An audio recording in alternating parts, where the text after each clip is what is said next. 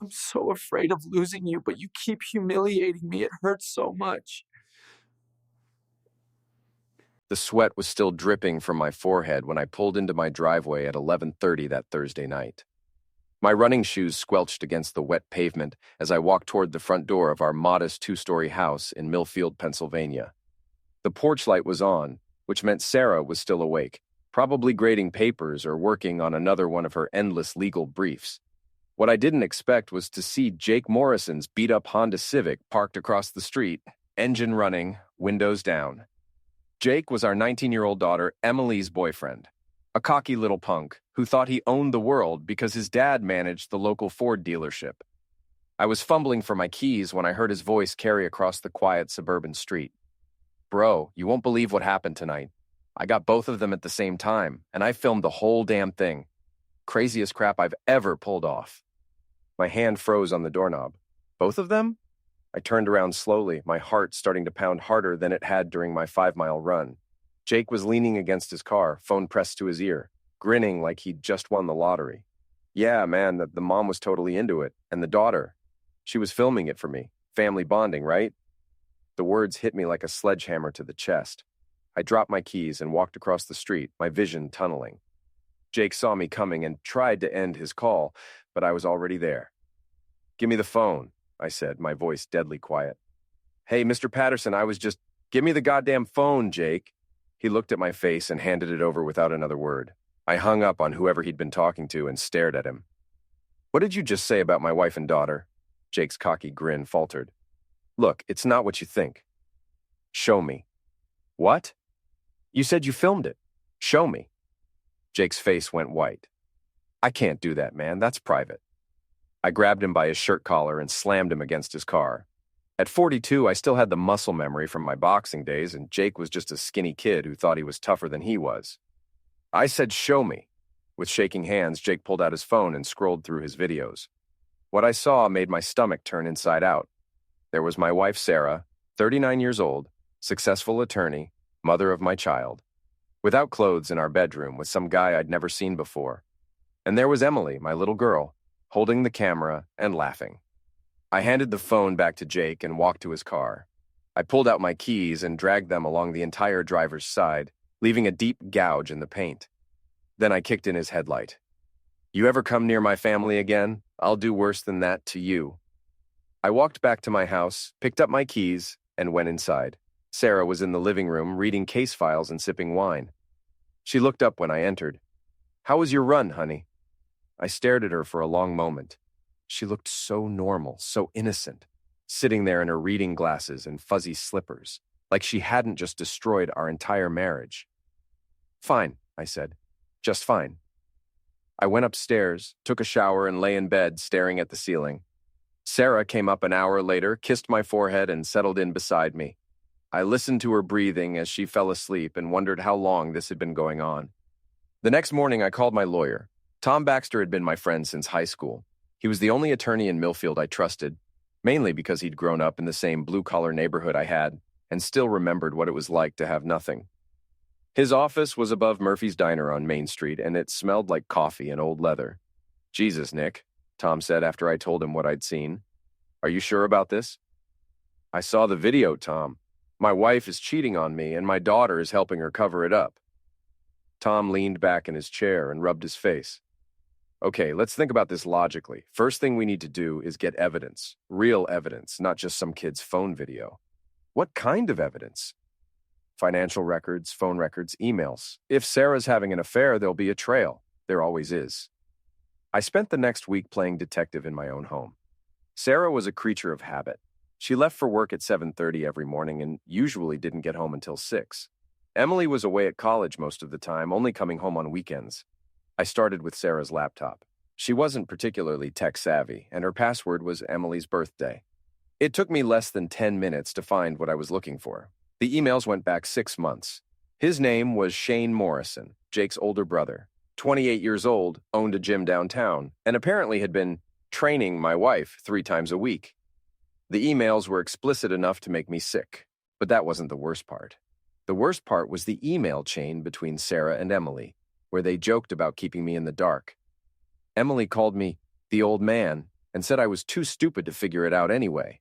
I printed everything and took it to Tom. "This is good," he said, flipping through the pages. "Really good. With evidence like this, you'll get a favorable settlement in the divorce." "I don't want a settlement, Tom. I want revenge." Tom looked at me over his reading glasses.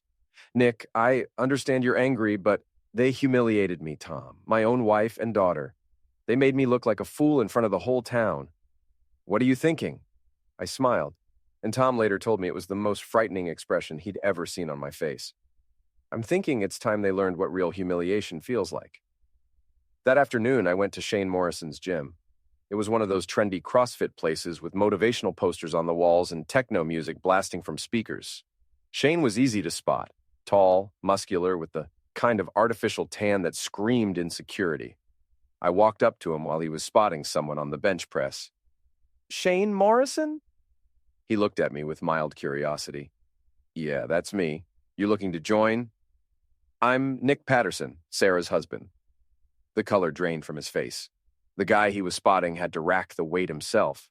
"Look, man, I don't know what you think." I held up one of the printed emails. "Dear Shane, I can't wait to feel you inside me again. Nick is working late tonight, so come over around 8. Love, Sarah."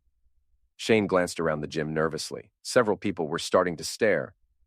"We should talk about this somewhere private," he said. "Why? Ashamed of something?" "Please, just... You know what I'm ashamed of, Shane? I'm ashamed that my wife had to settle for a pretty boy half her age because her husband wasn't man enough for her." Shane's face flushed red. "Hey, watch your mouth. Or what? You'll kick my A in front of all your customers?" I could see him calculating the odds. He was younger and stronger, but I was angrier and had nothing left to lose. Plus, we had an audience now. "This isn't over," he said quietly. "You're damn right it isn't." I left the gym and drove home feeling better than I had in weeks. When Sarah got home that evening, she was unusually quiet. "How was work?" I asked, like nothing had happened. "Fine. How was your day?" "Productive. Very productive." She gave me a strange look, but didn't press it. We ate dinner in silence, and she went to bed early. I stayed up late planning my next move. Word travels fast in a town like Millfield. By the next morning, everyone at Murphy's Diner was talking about my confrontation with Shane. I could feel their eyes on me when I walked in for my usual coffee and eggs. "Morning, Nick," said Murphy, the owner. His tone was carefully neutral. "Morning, Murphy." I sat at my usual spot at the counter and pretended to read the newspaper while listening to the whispered conversations around me. The general consensus seemed to be that I was either a hero for standing up to the guy who was sleeping with my wife, or a fool for not knowing about it sooner. Mrs. Delaney, our neighbor, was holding court at a corner booth. "I always knew something was going on," she was saying. "All those late nights Sarah claimed she was working, and that Morrison boy's car parked on their street at all hours." "Poor Nick," someone else said. "Last to know, as usual." I finished my breakfast and left without saying goodbye to anyone. The pity in their voices was worse than their gossip. At the auto shop I owned with my partner Dave Collins, things were just as awkward. Dave had been my best friend for 15 years, but when I walked into the garage that morning, he couldn't meet my eyes. "We need to talk," he said. We went into the office and closed the door. "Nick, I heard about what happened at the gym yesterday. News travels fast. Look, man, I don't know how to say this, but I think you should know. People are talking. Let them talk. It's not just about Sarah and that Morrison kid. People are saying you've lost it, that you're becoming dangerous." I laughed, but it didn't sound like my laugh. "Dangerous? For confronting the guy who's screwing my wife? You threatened him in front of a dozen witnesses. Shane's been telling people you're stalking him." "Stalking him?" "He says you've been following him around town, showing up at his gym, maltreating his customers." "I went there once, Dave. I'm just telling you what people are saying." I could see the doubt in Dave's eyes. My oldest friend was starting to believe I was losing my mind. "Whose side are you on here, Dave?" "There are no sides, Nick. I'm trying to help you." "Are you? Because it sounds like you're telling me to shut up and take it." "That's not what I'm saying." "Then what are you saying?" Dave was quiet for a long moment. "Maybe you should talk to someone, a counselor or something." I stood up and walked to the door. "Thanks for the advice." "Nick, wait." But I was already gone. That evening, I decided to pay a visit to my daughter. Emily was staying in a dorm at the community college 20 minutes away. I didn't call ahead. I found her in the common room, studying with a group of friends. When she saw me, her face went white. "Dad, what are you doing here? We need to talk." Her friends sensed the tension and made excuses to leave. When we were alone, Emily crossed her arms and glared at me. "If this is about Jake, it's about you helping your mother cheat on me." Emily's defiant expression faltered for just a moment. "I don't know what you're talking about." I pulled out my phone and showed her a screenshot of one of her emails to Sarah. Emily read it, and her shoulders sagged. "Dad, it's not what you think." "Really? Because it looks like you and your mother have been laughing at me behind my back for months." "We weren't laughing at you." "And what would you call it?" Emily was quiet for a long moment. When she finally spoke, her voice was barely above a whisper. "Mom was unhappy, Dad. She has been for years." "So that gives her the right to cheat?" "No, but... and it gives you the right to help her." "I was trying to protect her." "From what? From me?" Emily looked up at me with tears in her eyes. "From herself. She was going to leave you anyway, Dad. At least this way, she had someone to go to." The words hit me like a physical blow. "She was going to leave me? She's been talking about it for 2 years. Ever since you lost your temper at Christmas and threw that plate." I remembered that night. I'd been drinking, and Sarah had made some comment about my weight. I'd gotten angry and thrown my dinner plate at the wall. It wasn't my finest moment, but I'd apologized the next day. That was one time, Emily. It wasn't just that, it was everything. The way you talk to her, the way you dismiss her opinions, the way you act like she's lucky to have you. You do, Dad, all the time, and I'm tired of watching it. I stared at my daughter and realized I didn't recognize her anymore. When had she become a stranger? "So you decided to help her humiliate me instead. We never meant for you to find out like this." "How did you mean for me to find out?" Emily wiped her eyes. "Mom was going to tell you after the holidays." "Well, congratulations, you saved her the trouble." I turned to leave, but Emily called after me. "Dad, wait, we can fix this. Mom still loves you." I looked back at her. No, she doesn't. And apparently, neither do you. I left her crying in the common room and drove home through the dark Pennsylvania countryside, feeling more alone than I'd ever felt in my life. The next few weeks were a blur of lawyers, private investigators, and sleepless nights.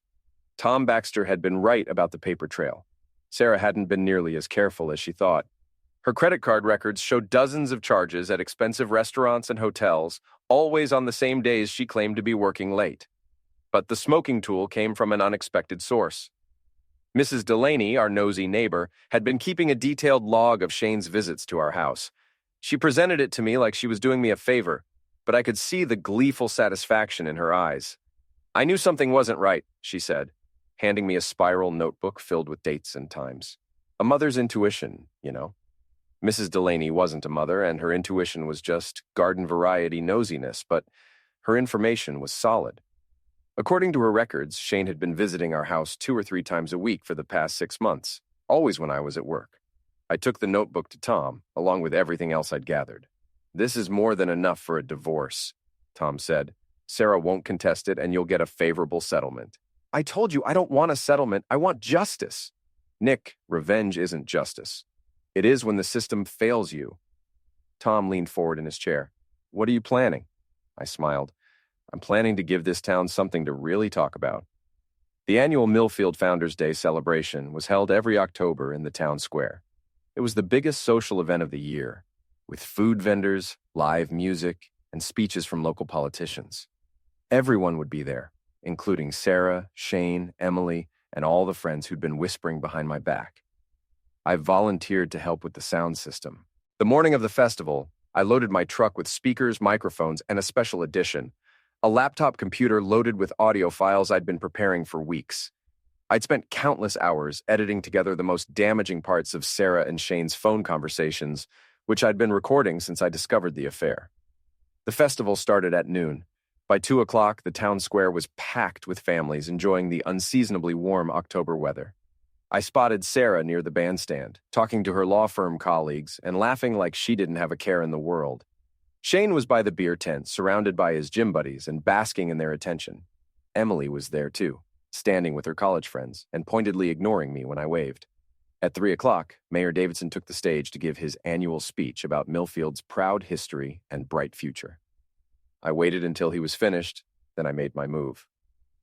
"Ladies and gentlemen," I said into the microphone, "before we continue with today's festivities, I'd like to share something with all of you." The crowd turned to look at me with mild curiosity. Sarah's face went white when she realized what was happening.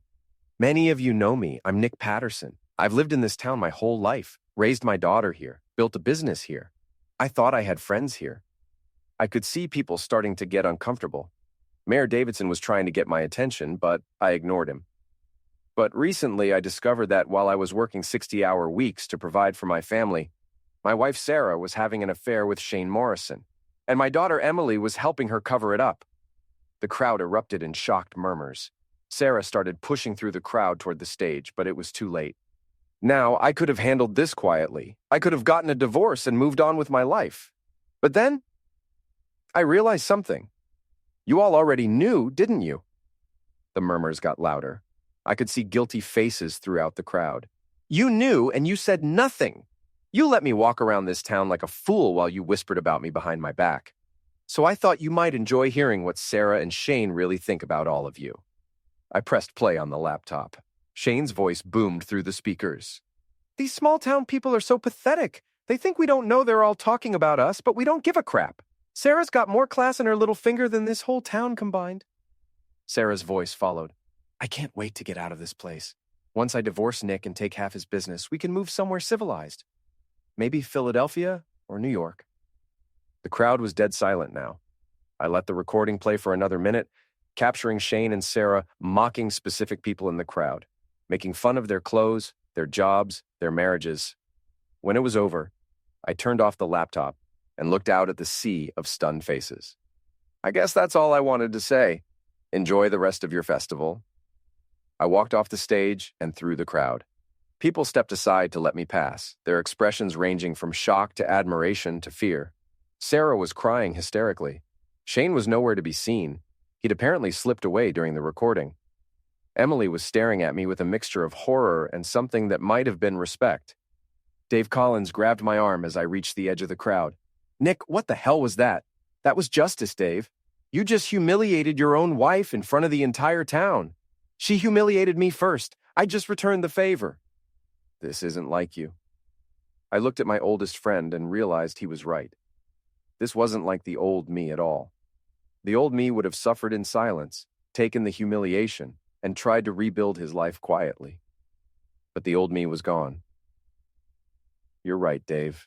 The old Nick would have rolled over and taken it. But I'm not him anymore." I walked away, leaving Dave standing in the crowd with his mouth open. The aftermath of Founders Day was everything I'd hoped for and more. By Monday morning, the story had spread beyond Millfield. The local newspaper picked it up, then the regional papers, then the internet. Sarah Patterson, respected attorney, had become a laughingstock. Her law firm fired her within a week. Shane's gym lost half its members. Emily dropped out of college and moved back home, though she refused to speak to me. But the real satisfaction came from watching my former friends scramble to distance themselves from the wreckage. Dave Collins called me 3 days after the festival. "Nick, we need to talk about the business." "What about it?" "The customers are uncomfortable. They don't want to deal with you right now." "Because I exposed my cheating wife?" "Because you're acting crazy. That stunt you pulled at the festival. People are scared of you." "Good." "Good? Nick, you're destroying everything you've built."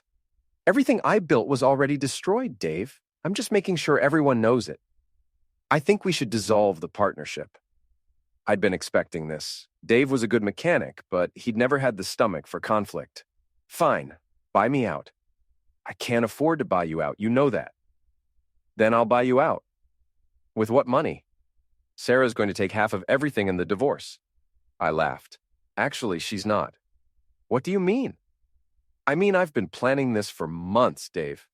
Every asset, every account, every piece of property. It's all been moved or protected. Sarah's going to walk away with exactly what she deserves. Nothing." Dave was quiet for a long moment. "Jesus, Nick, what have you become?" "I've become someone who doesn't get taken advantage of anymore. This isn't justice. This is revenge. What's the difference?" Dave hung up without answering. The divorce proceedings were a bloodbath. Sarah's new lawyer, she'd had to hire someone from out of town after her reputation was destroyed, tried every trick in the book. But Tom Baxter was ready for all of them. The recordings I'd played at the festival were just the tip of the iceberg. I had months of evidence showing Sarah's infidelity, her plans to defraud me in the divorce, and her complete contempt for our marriage. Your Honor, Sarah's lawyer argued, my client may have made some mistakes, but she's entitled to half the marital assets under Pennsylvania law. Not when those assets were obtained through fraud, Tom replied. Mrs. Patterson used marital funds to support her affair, lied to her husband about her whereabouts, and conspired to hide assets in preparation for divorce. She's forfeited any claim to an equitable distribution. The judge, a stern woman in her 60s who clearly had no patience for infidelity, agreed. Sarah got the house, which was mortgaged to the hilt, and her car. Everything else stayed with me. After the final hearing, Sarah cornered me in the courthouse parking lot. I hope you're happy, she said, her eyes red with tears. I'm getting there. You've destroyed my life, Nick. Was it worth it? You destroyed your own life, Sarah. I just made sure everyone knew about it. What about Emily? You've destroyed her life too. For the first time since this whole thing started, I felt a flicker of doubt. Emily was collateral damage in my war against Sarah, and despite everything, she was still my daughter. Emily made her choice. She's 19 years old. She doesn't know what she's doing. She knew enough to help you cheat on me. Sarah's face crumpled. I never meant for it to happen like this. How did you mean for it to happen? I was going to tell you, after the holidays, I was going to ask for a divorce and take half my business. I deserved half. I supported your dreams for 20 years. By cheating on me? By staying married to a man who stopped loving me years ago. The words hit me harder than I expected. I never stopped loving you. Yes, you did. You just didn't notice. Sarah walked away, and I stood alone in the parking lot, wondering if she was right. 6 months after the divorce was finalized, I was technically richer than I'd ever been, but I'd never felt poorer. The auto shop was thriving. My reputation as the guy who'd publicly destroyed his cheating wife had actually brought in customers from neighboring towns who respected what they saw as righteous anger. But I was alone. David moved to Pittsburgh and started working for a dealership there. Emily had transferred to a college in California and only called on holidays, and even then our conversations were strained. Most of my old friends had chosen sides during the divorce, and those who chose mine did so out of fear rather than loyalty. The house felt like a mausoleum. Every room held memories of the life I'd destroyed along with Sarah's. I'd won the war, but the victory felt hollow. I was having these thoughts on a cold February evening when someone knocked on my front door. I opened it to find Shane Morrison standing on my porch, looking like he'd aged 10 years in the past few months. What do you want, Shane? To talk. We have nothing to talk about. 5 minutes, please. Against my better judgment, I let him in. He looked around the living room, the same room where he'd been sleeping with my wife, and shook his head. You got what you wanted, he said. Did I? Sarah's working as a paralegal in Scranton for $12 an hour. The gym went under last month. My brother Jake won't even talk to me anymore. Good. Shane sat down without being invited. You know what the funny thing is? I actually respected you. Funny way of showing it. When I was a kid, I used to watch your fights at the Civic Center. You were my hero. I remembered Shane as a scrawny teenager who hung around the gym, trying to get the older fighters to notice him. I'd given him pointers a few times back when I still thought I might make something of boxing. That was a long time ago. Sarah told me you'd given up, that you'd stopped caring about anything except work and beer and feeling sorry for yourself. And you believed her. I wanted to believe her. It made it easier to justify what we were doing. Shane looked up at me with something that might have been regret. But she was wrong, wasn't she? You didn't give up. You just changed. Into what? Into someone who wins. We sat in silence for a few minutes. Finally, Shane stood up. I'm leaving town tomorrow. Moving to Florida, starting over. I wanted to apologize before I left. For sleeping with my wife? For underestimating you. After Shane left, I poured myself a drink and sat in my empty house, thinking about what he'd said. Had I won? I'd gotten my revenge, destroyed the people who'd betrayed me, and kept everything I'd worked for. But I'd also lost my wife, my daughter, my best friend, and most of my connections to the community I'd lived in my entire life. The next morning, I called Emily. Dad? She sounded surprised to hear from me. Hi, sweetheart. How are you doing? I'm okay. How are you? Lonely. Emily was quiet for a moment. I heard Shane Morrison left town. He stopped by to say goodbye. What did he say? That he was sorry. Are you? The question caught me off guard. Sorry for what? For what you did to Mom, to all of us. I thought about it for a long time before answering. I'm sorry it came to that, but I'm not sorry I fought back. Mom's not doing well, Dad. I know. She asks about you sometimes. What does she ask? If you're happy, what do you tell her? That I don't know. After we hung up, I sat in my office at the shop, staring at the framed photo of Emily's high school graduation. She was standing between Sarah and me, all of us smiling and looking like we had the world figured out. That was 3 years ago. It might as well have been a lifetime. Tom Baxter stopped by that afternoon with some paperwork to sign. You look like hell, he said. Thanks for the pep talk. I'm serious, Nick. When's the last time you slept or ate a real meal? I'm fine. No, you're not. You're a man who got everything he wanted and realized it wasn't what he needed. Tom sat down across from my desk. You want some advice? Not particularly. Sell the shop. Move somewhere new. Start over. This is my home. This is your battlefield. There's a difference. I looked around the office. The same office where Dave and I had planned our future, where we'd celebrated our first profitable year, where I'd made the decision to destroy my marriage rather than let it destroy me.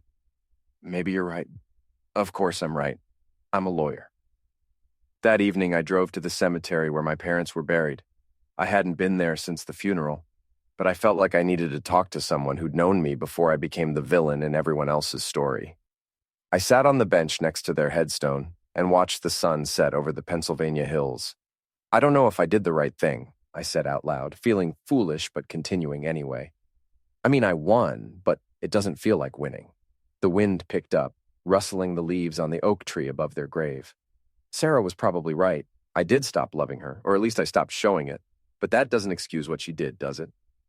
A car drove by on the road below, its headlights cutting through the gathering darkness. Emily thinks I'm a monster now. Maybe I am. Maybe that's what it takes to survive when everyone you trust betrays you. I sat there until the cemetery closed, talking to my dead parents and trying to figure out how I'd become someone I didn't recognize. Spring came early to Millfield that year. By March, the trees were budding and the town square was green again. I'd decided to take Tom's advice and put the shop up for sale. Several potential buyers had looked at it, including a chain that wanted to turn it into a quick lube place. I was cleaning out my desk when I found the letter. It was from Emily, postmarked 2 weeks earlier. I'd been so busy with the sale that I'd forgotten to check my mail. Dad, I've been thinking a lot about what happened, and I need to tell you something. I was wrong to help Mom with the affair, but you were wrong too. Not for fighting back, but for how you fought back. You didn't just hurt Mom and Shane. You hurt everyone who cared about you. Dave Collins called me last week. He misses you, but he's afraid of you now. Mrs. Delaney asks about you every time she sees me in town. But you haven't spoken to her since the divorce. You turned yourself into someone people fear instead of someone they respect. And the worst part is, I think you're proud of it. I'm coming home for spring break next week. I hope we can talk. Love, Emily. I read the letter 3 times, then put it in my pocket and finished cleaning out the desk. Emily arrived on a Tuesday afternoon, driving a used Honda that I didn't recognize. She looked older, more serious, like the past year had aged her beyond her 20 years. Hi, Dad. Hi, sweetheart. We hugged awkwardly, and I realized how much I'd missed her. The house looks different, she said, looking around the living room. I got rid of some things. What I didn't tell her was that I'd gotten rid of everything that reminded me of Sarah. The furniture, the pictures, the decorations. The house looked like a showroom now, clean and impersonal. I heard you're selling the shop. Tom thinks I should start over somewhere new. What do you think? I think Tom's probably right. Emily sat down on the couch, one of the few pieces of furniture I'd kept. Dad, I need to tell you something about Mom. Emily, I don't want to... She tried to eliminate herself. The words hit me like a physical blow. I sat down heavily in my chair. When, last month, she took a bunch of pills. Her neighbor found her and called an ambulance. I felt like I couldn't breathe. Is she okay? Physically, yes. Mentally. She's in therapy. She's been staying with her sister in Scranton. Why didn't you tell me?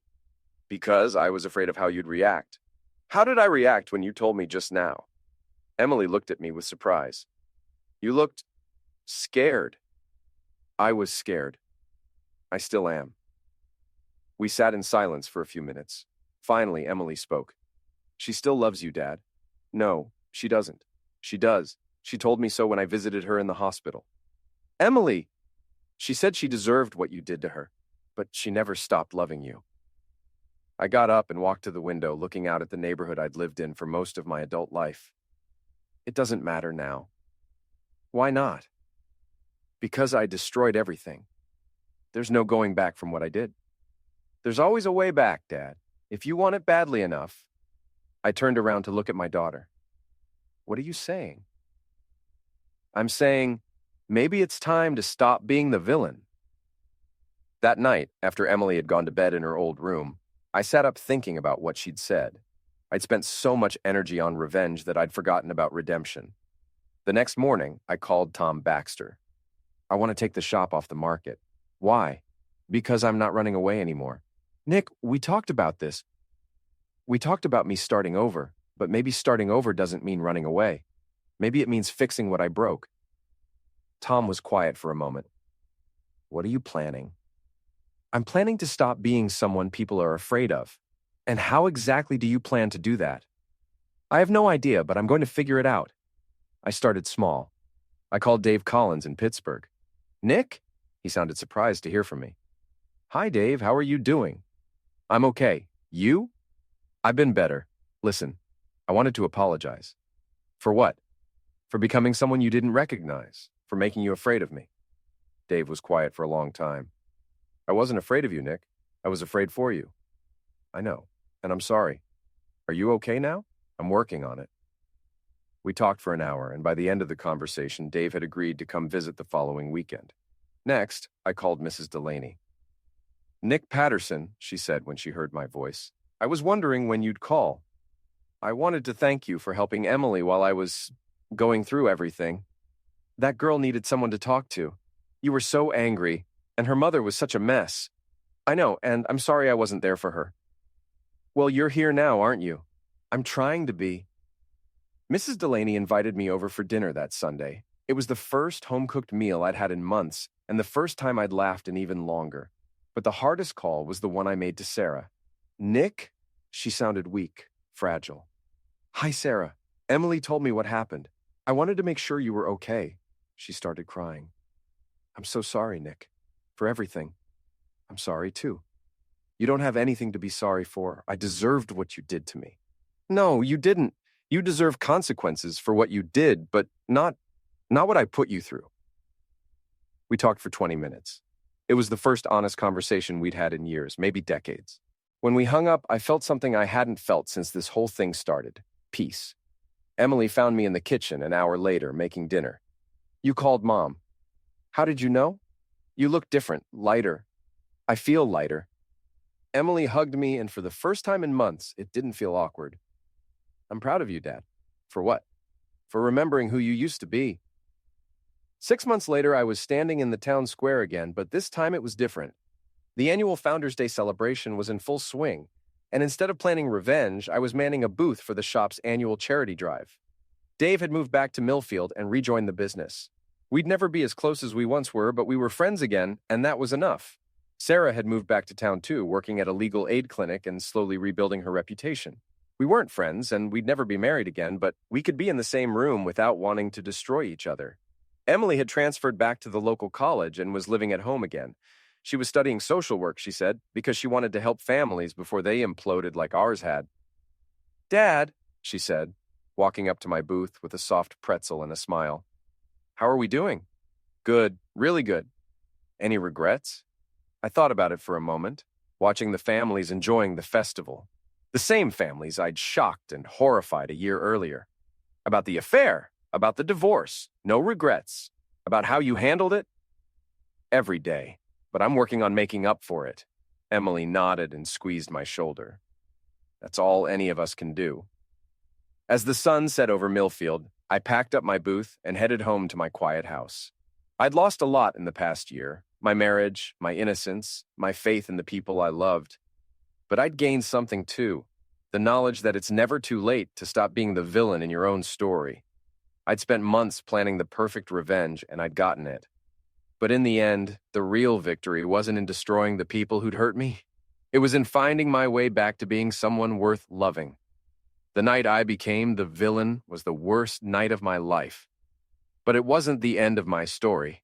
It was just the beginning of a different one.